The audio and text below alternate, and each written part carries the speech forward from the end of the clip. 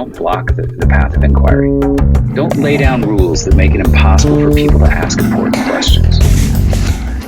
Welcome to the Thought Stretchers podcast, where we hope to stretch your thinking about important issues in education through rich inquiry. My name is Drew Perkins, and I'm your host for these conversations for complexity and nuance.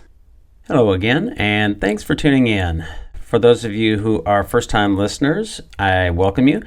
And for those of you who listen regularly, I do appreciate it. It's been nice to connect with some of you in our Thought Stretchers education community, which you can find at thoughtstretchers.org.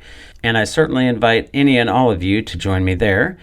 Speaking of our community, we have some events coming up there, including May 23rd. We'll be talking with Dr. Sheena Mason and Dr. Damon Harris, both of whom have been previous podcast guests.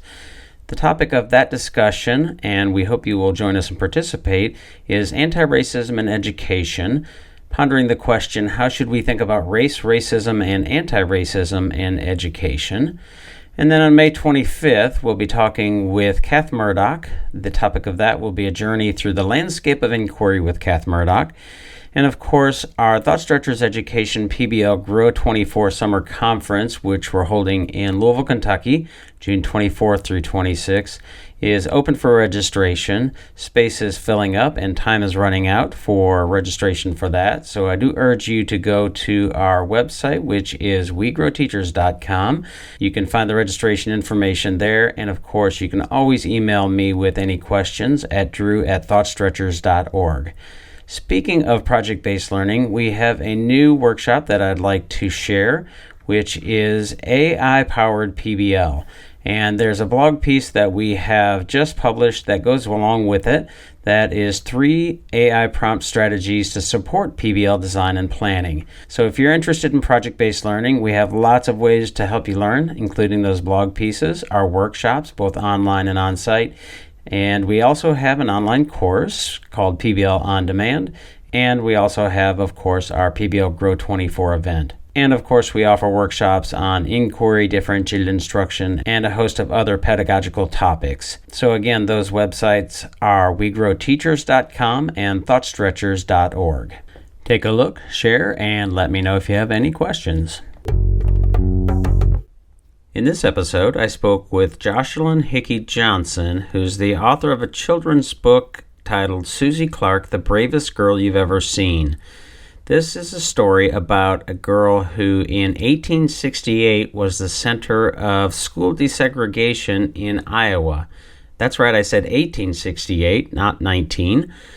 While most of us think about school desegregation happening in the mid-1900s, this story actually takes place in the mid-1800s and in Iowa. It's something that I was unaware of, and as you'll hear we talk about, many people are certainly unaware of it as well.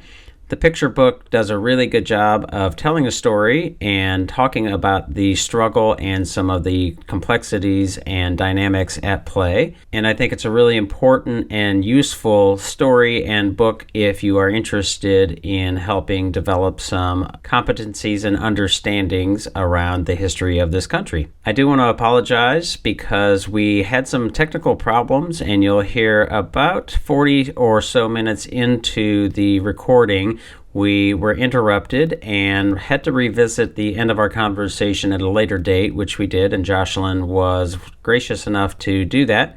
So it may feel a little disjointed towards the end, but we tried our best, and I hope it's not too much of a distraction.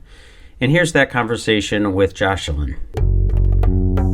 I am here with Joshalyn Hickey-Johnson, who is, among other things, and she's going to tell us more about herself, but she is the author of a book called Susie Clark, The Bravest Girl You've Ever Seen, Desegregating Iowa Schools in 1868. And it's if I'm understanding correctly, it's meant to be a children's book. It's illustrated, but is interesting as an adult reading it. It's a quick read, thankfully. It's a children's book, right? But welcome to the podcast, and thanks for joining. And go ahead and introduce yourself. And I'm sure you're internationally famous in many ways, but tell our audience about who you are and anything that you think is relevant. Well, thank you so much for inviting me today, Drew. My name is Joshalyn Hickey-Johnson. I'm not quite world famous yet, but I'm sure after this show, it's going to happen. Well, we'll see. Don't place any bets. Right. Well, yeah, I'm a mom first, then a grandmother, of course, of seven grandchildren. And the book is actually written for um, first through fifth graders. So it's kind of broken down to meet their level and their educational needs. And yeah, it's a short read to you, but sometimes for little ones, it can get a little bit long. It's Sure. 13-minute long. And I wrote it to be a bedtime story. So it works out well that it's a long story. Studies have shown that what people learn before they fall asleep, they retain better. And I found that to be true with raising my children and also reading to my grandchildren once before nap time, even. They wake up wanting to know more.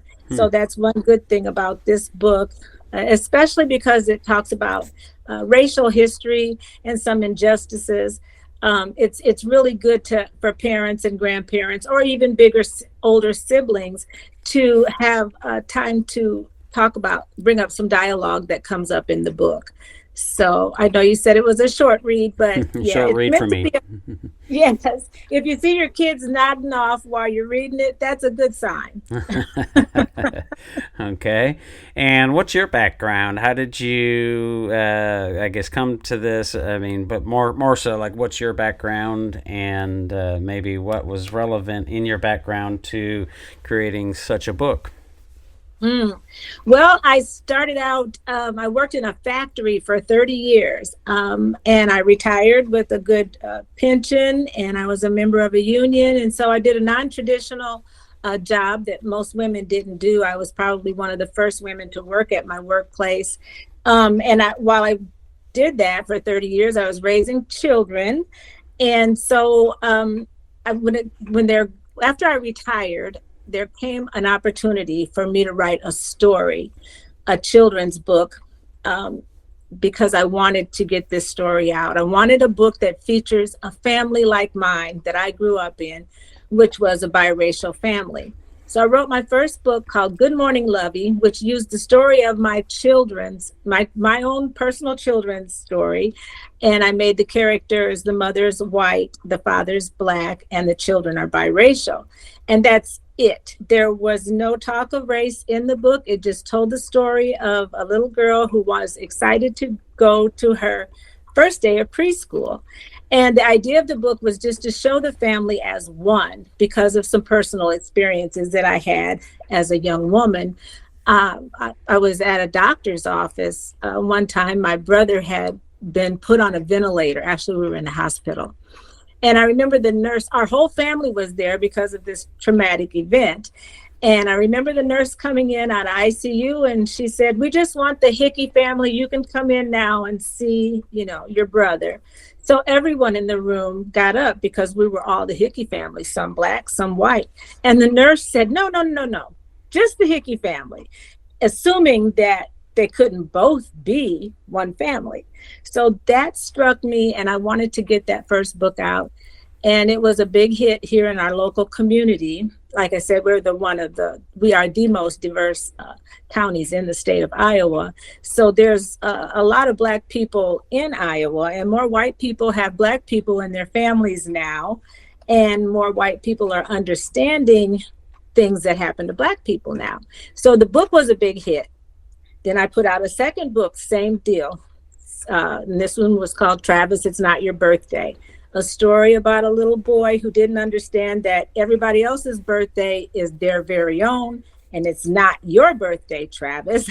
And so he used to get so upset that his sister had a birthday that everyone would bring Travis a gift too. So that story was the same thing. We didn't talk about race. And so when I wrote those two books, I think Rochelle Chase, who is an award-winning author, saw my work in the children's book and recommended me, and I was commissioned to write Susie Clark. So I know that's a lot. No, that is a lot. Yeah, well, I wasn't aware of the other books, so now that opens the Pandora's box of questions and things that I'm curious about, and maybe we can touch on some of those things later because I do want to talk about the book, the most recent one, Susie Clark. But sort of sounds like those first two books, in some ways. And correct me if I'm wrong or how you'd phrase this, is sort of pursuing some version of sort of colorblindness, which is, I think, a term that has maybe increased in, I don't know, attention or criticism lately. So I don't know how much of that you've seen, but is that a fair characterization? Well, just when we think we got a handle on a lot of terms and things, my children let me know that that's not what you say today, Mom. In fact, colorblind is what I've understood my daughter to tell me is not what we're supposed to be. So when a person says they're colorblind, that means they're not appreciate what they're seeing. Her stance is that God made us all different. Let's recognize each other's differences and, celebrate each other's culture and see each other's color. So, it's no matter how you take, and the melting pot, I've been called back on that. I'm like, oh, we're one big melting pot. My daughter says, no, Mom, we're not. She says, everybody does. We don't want to all mix. Well, we can all mix together, but it's more advantageous to us to recognize and celebrate each other's culture as individually. So yeah, but that was a thing with my first two books, and a lot of people apparently back then in 2005 wanted to talk about race. They bought the book, seeing the picture, the illustrations. And the illustrator was Shaviva Banks Ferguson, and I think you noticed her in our back-to-back pictures on our website. Yeah, she's the illustrator and my best friend. But she. You want to recognize everything that is going on culturally and racially in America, and celebrate all of our different cultures. So we're not a melting pot, and you're not supposed to be colorblind. That's the new thing. Well, maybe we'll get to a point here in our conversation after we talk about Susie Clark, and I think it's an interesting question to ask and consider. You say you have grandchildren, so I'm going to assume you have at least a few years under your belt, even though you don't look like it. But oh, bless your heart. I myself had a bit long in the tooth here and there, but you wonder how important is it that those new mindsets and those are quote unquote correct now. This is what we do, this is what we say, this is what we don't say. And I think there's definitely some value to that, but then also thinking about how much of what we have as sort of the wisdom of folks who have been through some things, and maybe we know a thing or two, right? So right. Yeah. Exactly. Yeah. So Susie Clark, and one of the things about this book and this character, she's not a character, she's a real life person, or was a real life person, is I think most people, I might be wrong on this, most people would associate any character or story is a better way to put this, like Ruby Bridges or somebody like that, right? Which is definitely an important story, but this story happens in the 1800s, and to hear and read this story was something that I wasn't aware of and I taught history, lots of history I don't know, lots of history we don't teach, just not possible to teach all history, but it's such a curious factor or set of circumstances because we have a lot of those same dynamics that people would be familiar with somebody like Ruby Bridges or what happened in Little Rock and that, but happening in the 1800s and in Iowa of all places. So not that that's necessarily when I say of all places, it's not unusual that it would happen in Iowa, or more unusual, but it just is not something that I think most people would know about. So I guess give us the elevator pitch about the story and this little girl and how you came to know about her. Okay, well, I think I mentioned Rochelle Chase, who's become a friend recently. Um, Last 3 years, I guess we've known each other. Excuse me. And she really wanted to get the story out. The whole community of Muscatine really wanted this story told. They had a school that they named after this historic little girl, Susie Clark, and many of the residents that live right there in town knew about Susie Clark Middle School, but they didn't know who Susie Clark was.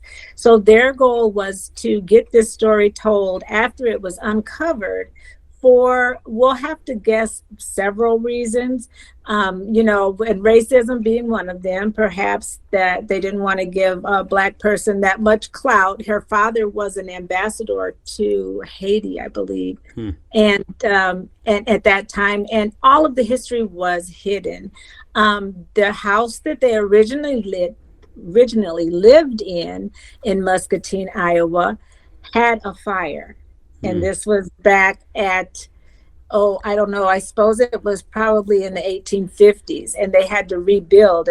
And her father, Alexander Clark, rebuilt a brick house there, and it's still standing. And for folks who aren't, so they're hearing the audio, they didn't see you put the fire in scare quotes. So yes, quote unquote fire.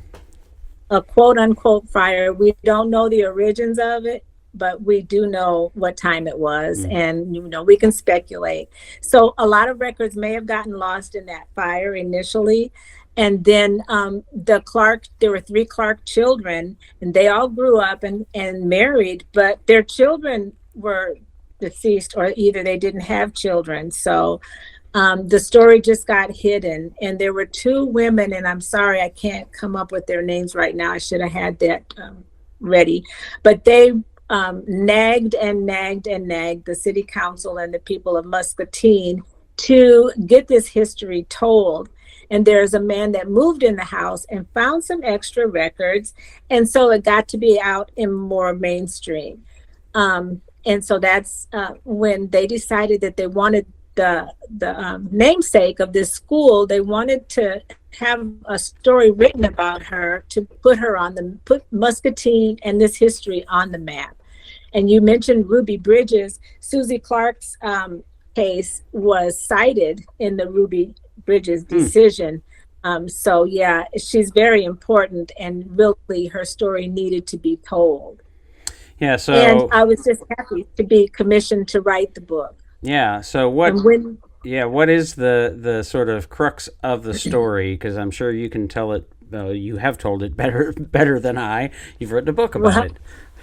Yeah. Well, the crux of the story is when I went there to Muscatine to meet the people that had requested I write the book, the Stanley Center, they gave me a tour, and they wanted to focus on her walk to school because they wanted it to be simple.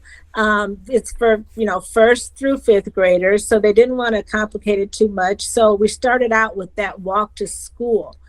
And the crux of the story is that in 1860, we'll say 1865, and that's just a guess, but all 3 of the Clark children were sent to the public school, and they got sent home because they weren't welcome there, So Alexander Clark, being an attorney, he started out as a barber. I guess I should start there. And he cut hair for all of the white people in town. This is a Black man. And he gained the trust and friendship of many of the good people there in Muscatine. And he got to listen to a lot of the barbershop talk. And he did a lot of, hobnobbing with higher ups. So he was well known in Muscatine and well liked, with a great personality. And so he took the school to court. Because he wanted his kids to go to the better school. There were 2 schools in town. One was called the African School, and that was up a muddy hill far, far away, as the book says. And the other one was the school in town with the white kids went with good books and room to play and all the best equipment. So, of course, Alexander and Rebecca wanted their child to go to the better school. So he was denied by the school board, and then he took it all the way to the Iowa Supreme Court. And the Iowa Supreme Court, way back in 1868, said that all children should be able to go to school together and that they were all equal and they can't be discriminated because of religion or race. So that's kind of the crux of the story. So the very first day of school, after thinking about and trying to write this story in a regular way without rhyming, I just couldn't get my wheels working about it. You know, how would the mother start off on that first day of school? And so I went back to my children's Dr. Seuss days, and I remember how I would put them to sleep with some of those rhymes. And I started writing in rhyme. And that's when the wheels started turning for me, and I was able to complete the book. There was a white woman in Muscatine who's also a historian who they had gotten to write the book at first, and she couldn't come up with a good way to start, and she didn't feel that she was doing it any justice, and that's why they decided to talk to a person that had Black children and raised Black children, and I got the book and it started to all come together. And they liked what I had so far, and it gave me that permission to go ahead and use my imagination to talk about Susie Clark and what I would feel it would have taken for her to get this done. So some of this, because just a lack of records, is you've taken some creative license. But yes. What are the, because people might ask, or people who might criticize, say, well, this is a made-up story, but it's not all made up. So what are the fundamental facts that we know are true? Well, just from the back of the book here, all of the history is pretty much well documented in the back of the book with my author's notes and also a historical note from the Alexander Clark Foundation. And it just explains that slavery existed officially in the new state of Iowa, but it wasn't given a warm yet a welcoming place for Black people who were a very small minority of the population and regulated to inferior status. Yet Iowa was the first in the nation to establish a state law that 2 schools should be 1. But there were a lot of Quakers, a lot of really good people in Muscatine. And of course, we always like to say Iowa nice, but I think Iowa was more naive to what was going on in the South, as far as with Black people. They all assumed that we should all be treated equal. They didn't have the same sentiments, maybe, as the people that are in the Deep South. So the urge to help get these people through on the Underground Railroad and things like that were commonplace here in Iowa. But also the KKK was definitely on the horizon somewhere. It reared its ugly head right after 65 when they started the Jim Crow laws and such. So the embellished part is the part that I thought had to think of what would Susie Clark's parents had to do to give her the courage to be that brave. The true story, as we allude back to the true story, Susie Clark's mother was born into slavery, and she was given to a white couple for a wedding gift when she was 3 years old. So that is something that she carried in her heart. And then she was emancipated by the couple that she was given to, fortunately. And then she met Susie's dad, Alexander. And then they had to, raise these children to be treated differently than they were treated. So it's a complex story that was quite a challenge to simplify it. Especially when it gets to that heart-wrenching part of the story, when I knew what the mother was trying to talk to Susie about, but she was too young to reveal all those truths to. And as a Black parent, it's the same thing nowadays. You got these kids that are reading books like Dr. Seuss, and everything's an imaginary fun world. But then when they get out in the world and somebody lets them know or makes them feel different, you really have to raise Black children to be ready to, be insulted someday, or, you just have to prepare them for what the real world could be holding for them. You don't want them to be just taken aback and not expected, because somebody will always let in your lifetime, not saying it's going to happen today or tomorrow, but you'll be in a group and somebody's going to let you know that you're different. So yeah. I think that's what Susie's parents had to let her know. Do you know what? So this is one of the things that's, I think, just really unusual and interesting here is that, talking about this in 1868, 3 years after the end of the Civil War, and all the dynamics at play there, and thinking again, basically 100 or so years forward before we start to see these kinds of actions and Brown versus Board of Education, all those kinds of things. But do you know, were those, so they desegregated into one school, and did that endure? Was it ever resegregated, or do you know? To be honest, it endured. Good. In fact, the whole state of Iowa has been desegregated since 1868 and since Susie Clark. In fact, my father went to a mostly Black elementary school here in Waterloo, Iowa, Grant School, and he went to school with white kids all the time, but they were white kids that lived in a Black community, because back then you went to school in your neighborhood. And but I remember asking my dad, how did you go to school with white kids? Because all I knew was Ruby Bridges in 54. Right. And he had no clue who Susie Clark was or why we've been integrated in Iowa for so long.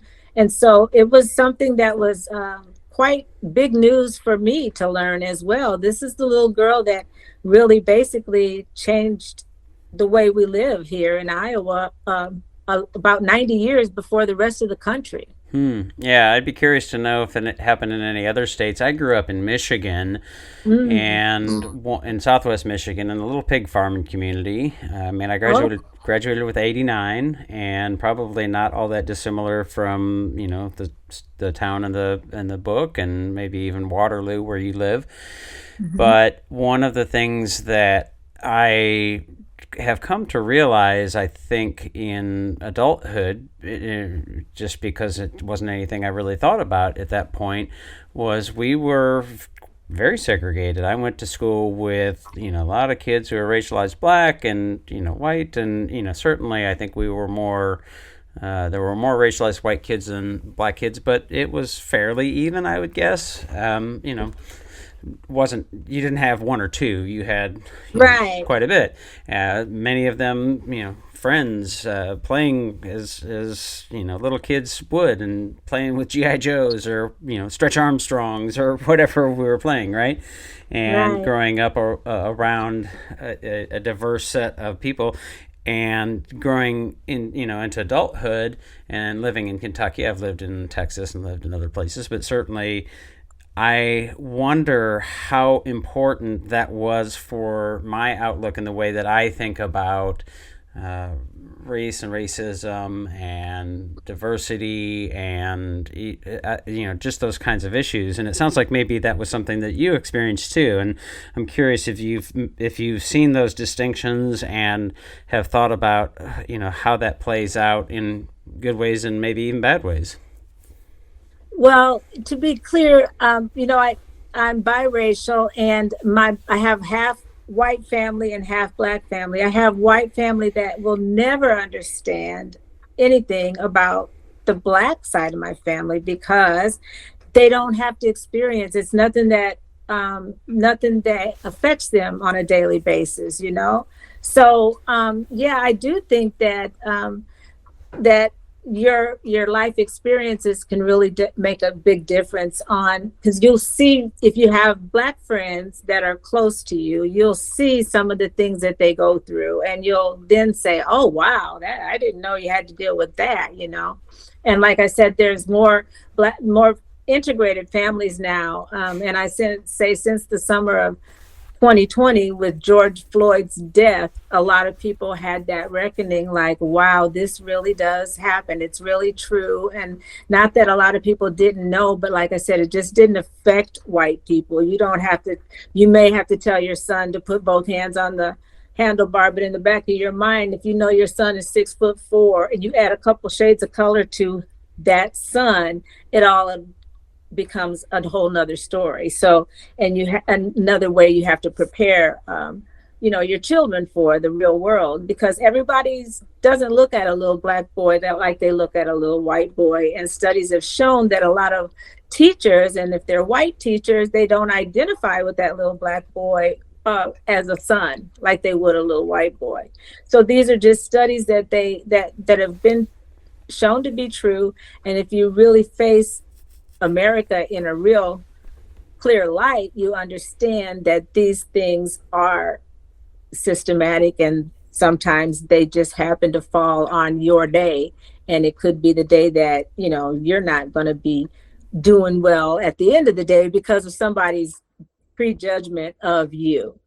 Some of the things, coping mechanisms, like, for instance, I have a son that's 6'5", and all the time when he was 14, going through that big growth spurt, and my little white grandma, I know how she thinks. And so we're in a senior housing complex. I said, when you get on the elevator, honey, smile at the people, because they're afraid of you. They really are. And you can just see it. They see this big Black guy. And, that generation before me, they get worried, especially if they're in a white environment. That's just the way it is. And so that's one of and my father always taught me to be kind, have a personality, look people in the eye, and let them know that you're no harm. But that's I think there's a quote saying, I'm tired of making up for other people's misunderstandings. It's like, there's something that you just have to do to accommodate people that might be afraid, and you're no harm at all. So I think that if you see that happening, then you might understand it better. Well, one of the things that is I think is true in my case, I think is very likely true, is there's a dynamic. There's a really wonderful book called "I Never Thought of It That Way" by Monica Guzman. It's really about sort of polarization and people thinking, oh, the left or the right or the enemy and all those kinds of things. And she really talks about leaning into curiosity and that kind of thing. And it's a different issue, but somewhat similar. One of the things that she said in a TED talk was something like, whoever is, you're the most disconnected from, and you're the kind of people that you're not around, lives very large in your imagination. And one of the things that we really lean into, and I think is super important when we think about how we're approaching these kinds of issues in with our students, is the importance of leaning into our shared humanity. And when you are with people, those barriers and those things that you imagine start to dispel, unless of course somebody's just a bad person, then Right. of course you want to make sure that just not to take it on without some evidence, but that I grew up with all of those different kinds of things in my life, and so I don't see that different. Like I don't have that same kind of trepidation that others might, and vice versa. I think is it's just that you're sharing that humanity and connections. Whereas to your point, if somebody has lived in a sort of cloistered world and not been exposed to people who are of whatever color, religion, faith, male, female, sometimes you have some anxiety. anxiety, you're unsure, you're not, you might have imagined that kind of thing. So we really lean into that shared humanity. And I'm curious, because one of the things we started talking about was, your daughter saying, well, this is not how we talk about it. This is not what we say anymore. I'm curious what your take is on sort of the more recent, I guess, civil rights kind of movement and activism versus what you and I would have been more familiar with growing up and have been taught that Martin Luther King sort of mindset, that kind of thing. It strikes me that there's such a prioritization on identity and group identity, which I think is important, but not more important than shared humanity. And it strikes me that there's more of an emphasis on that group identity now than there was, and honestly, I believe should be. So I'm curious how you think about those issues and the way that it's playing out now. Yeah, group identity is important, I think, especially in the Black culture right now, mainly because of the big Black Lives Matter. And I, going into interviews, I'm always telling myself, don't be afraid to say Black Lives Matter. Don't be afraid to say George Floyd, because these are the things that we need to talk about. And the reason I think group, what was it you said? Group identity. Yeah, group identity. Is important is because of the fact that Black lives haven't mattered through slavery times, then through, mass incarceration and Jim Crow laws, nobody really cared much. And then since George Floyd, now all of a sudden Black people need to identify as a group because of all the disparities that have gone on throughout history, when Black lives just did not matter.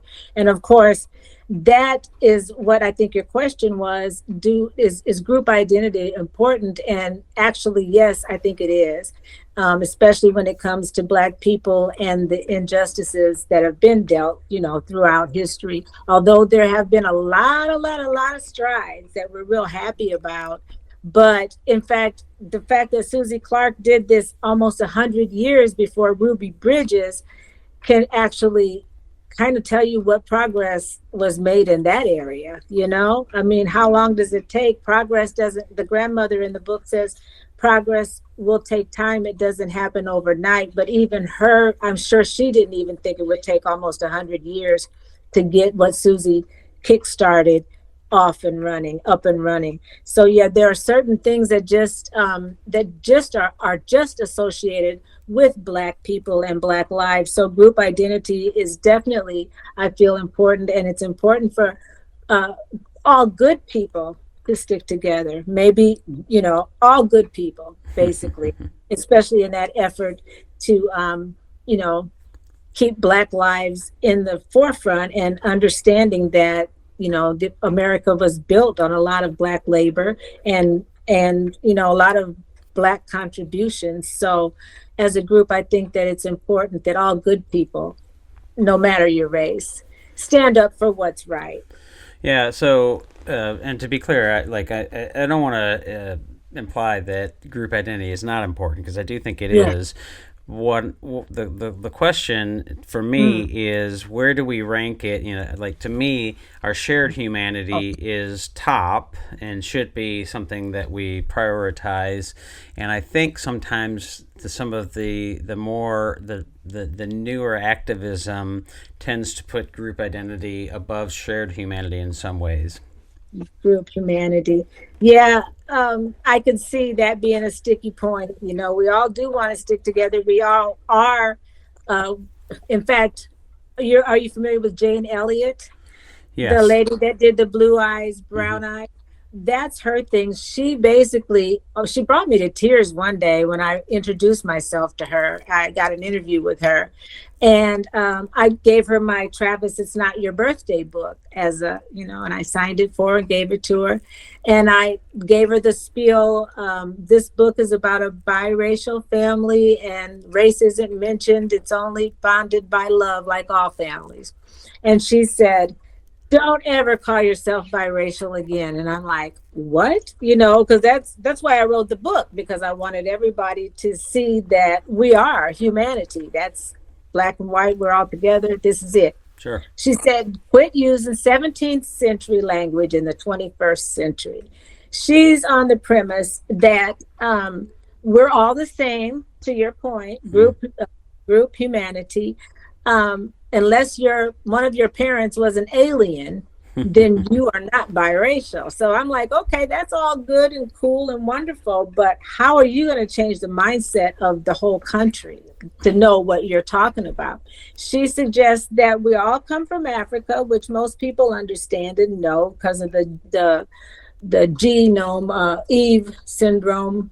I'm not familiar with that term, but we're all from Africa. There are some people that moved farther away and are fair complected. And what makes it fair, that's another whole subject, but are light complected with red hair and blue eyes because they move farther away from the equator. And they're called, Black people are called melanated, and white people she calls melanemic, because you just have less melanin in your skin because of the way that your people migrated away from the equator. So yeah, I believe a group humanity is definitely important, but until we start teaching people more about that kind of thing, and we can get away from the bad systems and things that are doing things wrongly, then I'm saying that we're going to always be identified mostly differently, I think. Yeah. And set apart. Yeah. One of my favorite scholars right now is Dr. Sheena Mason. And one of the things that she talks a lot about is she has what she called theory of racelessness, which is essentially kind of what you're saying, right? That race is something that we talk about and use, but it's actually not a biological fact. It's not scientific. We are not. There's one race. It's a human race, and we're actually doing an event in I think in April as part of our community to talk about anti-racism and racelessness and racism and how we should think about it in education. So here's my plug, and anybody interested in something like that, Thought Stretchers Education Community, go there, thoughtstretchers.org. But all of that plug being put into the conversation here, I like the idea of recognizing the reality, the scientific reality that we are just one race. That's why I use the term racialized white or racialized black, because they're not different races, even though we use those terms, and in some ways they make sense because that's what we've used in long time, right? And so Right. Ideally, and kind of circling back on this idea of colorblindness, which I do understand, the problematic ways in which people find it problematic, but I also find it to be, as an ideal, that would be a wonderful ideal to strive for, that we would not have any particular sense that your skin color or my skin color is particularly anything more interesting than the color of our hair or whatever. But we can't do that without, well, I would say we should strive for that, but also recognize the ways in which the concept of race has played out in the past and how it plays out in the present. So there's sort of three phases. It's what is the effects of this dynamic in the past, in the current day, and then what we should strive for in the future. And I don't really have a question there, other than that, to sort of kind of clarify the way that I think about that. Yeah. Yes. And I was going to say, we have been dealing with this my whole life, being half black and half, and trying to explain one side of my family to the other side of my family, and even friends, acquaintances in my circle. All my life I talked about race and racism. So what I've come up to believe is that the young people nowadays are doing their protesting, and they're being understood, they're being heard. But I think for me, after doing it all my life, I pretty much resigned to just talking on a one-on-one basis with people that I care about, because it can be so overwhelming and it can just make you feel so useless when you see things that are happening on our country's on television and stuff every night, with the way the country is so polarized. It's so discouraging that a person would just want to give up. So I've kind of, like I said, resigned to having individual conversations. And my father always taught me, because he was a very dark man married to a white woman, and we would run into it all the time from lots of people that would just look at you really mean in public or whatever. His whole thing was kill them with kindness. If they have preconceived ideals or stereotypes or racism in them, and if you treat them with kindness, that's the best you can do. So kindness and conversation and letting people know that you are human, so you should be treated like humanity, like, imagine that, right? yeah, right. So yeah, that's kind of my whole take on it. But yeah, it would be nice to change everyone's mindset in the future. And I just had this conversation earlier. I don't think it's ever going to happen. Like I said, in the 70s, I would tell my dad, it's not like that anymore. Let's go to the Irish Fest. He said, okay, you go on to the Irish Fest. Everybody's going to be Irish until somebody calls you a bad word. So, there's always going to be that rift that's there. The people that are racist are teaching it to their children, and the good people are teaching good things to their children. So there's always going to be that good and evil. It's just like good and evil, I think. So, Drew, we can only do our part. Yeah, well, again, the book is Susie Clark, The Bravest Girl You've Ever Seen, Desegregating Iowa Schools in 1868. Are there any other things about the book, about the story, things you learned in the process of writing this that we haven't talked about that you think are worth talking about and you want to get out? Yes, thank you. We solved a lot of the world problems, but we really didn't talk a lot about Susie Clark. Right. So the thing I want people to know about Susie Clark and most Black stories these days, and for the sake of Black children, for all children, is to know that the Black story doesn't start here in America. I think that's one thing that I made sure that I incorporated here in the book, to have children have a sense of pride about Africa. And so that's why I incorporated okra seeds into the story, where Susie's mother tells her, she sits on the side of her bed, and to encourage her, she wanted to tell her about that part of the story where she was sold to a white family. She was taken from her mom and dad. So that's when she shared the okra seeds, because she was only one generation from the slave ships. So Susie's mom told Susie that she was, when she was given away to a family, along with her came a package of okra seeds from the motherland. Mm-hmm. So that's what I wanted the people to know, that, all the stories that kids often see is the downtrodden slave stories, where chains and shackles and whippings and things like that, where that's not a very good way to look at your past. So, it's history, and we need to know that it happened, but also reaching beyond that, there was another life for Black people where their ancestors were queens, is what her mother shares with her. And she gives her the sense of hope by braiding these okra seeds from the motherland into her hair to give her courage. It was a crown of courage for her to go to the first day of school.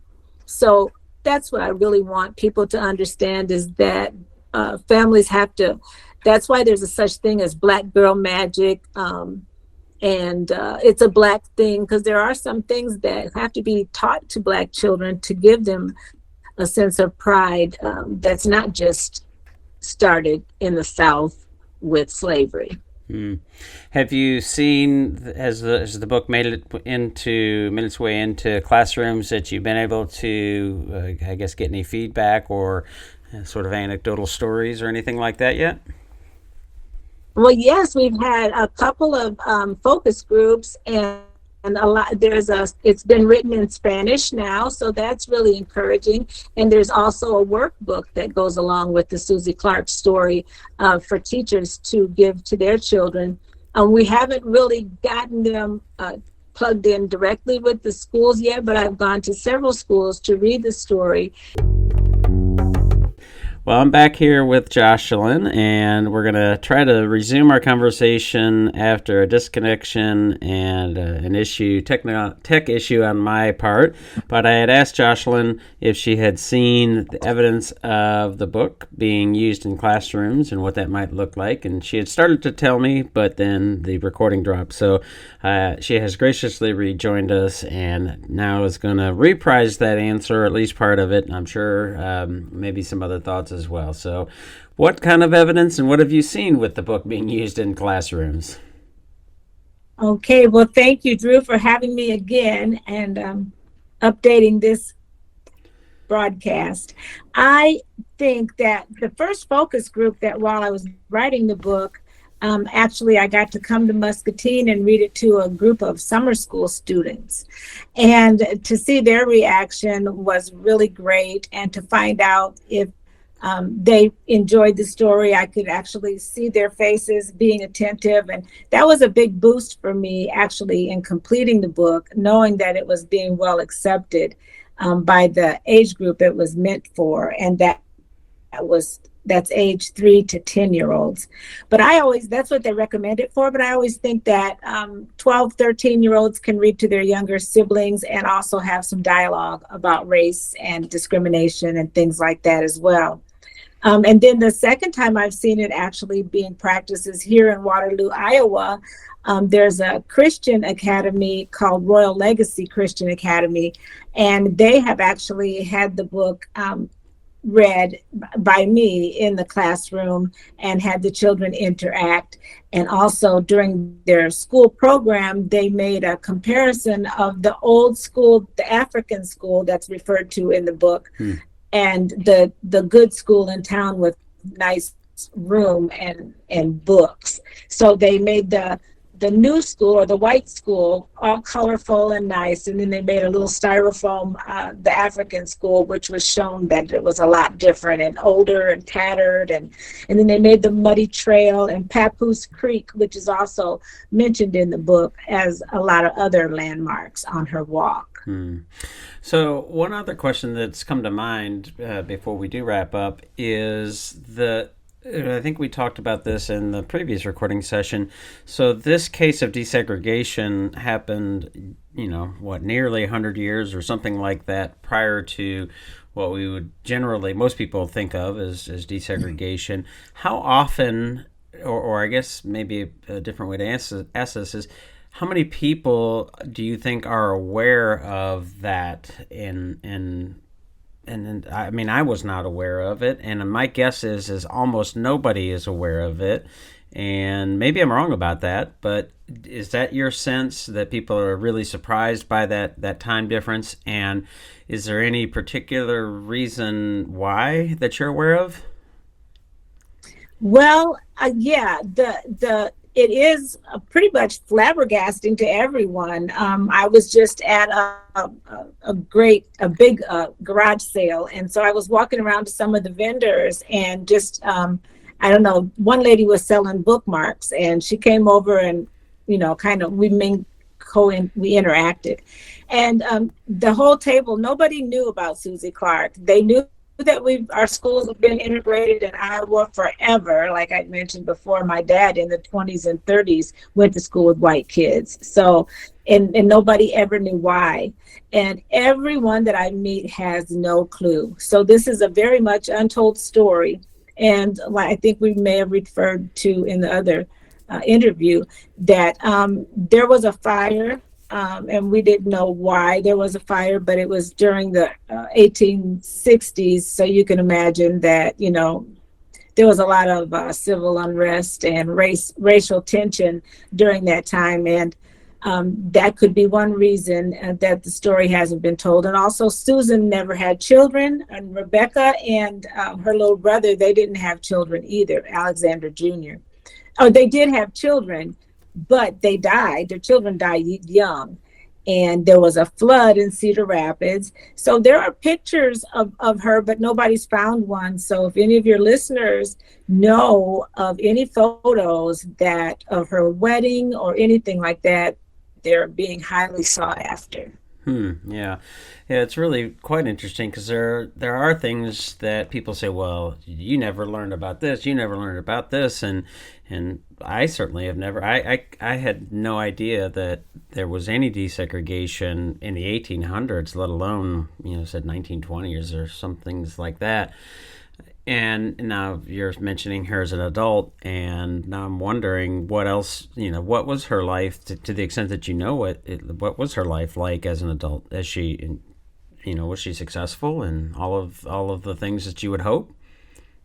Yes, well, to start out with, Susie was chosen to be one of the valedictorians and one of the people to actually talk at her graduation. Even though she was very much a minority, she was known to have, she was very highly intelligent and very congenial. So a lot of the people really enjoyed listening to her talk way back then in 1860. Well, I suppose it would have been 69 when she graduated or so. I'm not sure when she graduated, but her adult life, I know she did get married, and she married a pastor in Cedar Rapids, and they had children. And for those of you that want to know more, there is a website just for Alexander Clark, and you can learn a lot of his history. So you can go to Alexander Clark, just type that in your search engines, and you'll go and find out a lot more about Susie, Rebecca, and Alex Jr.,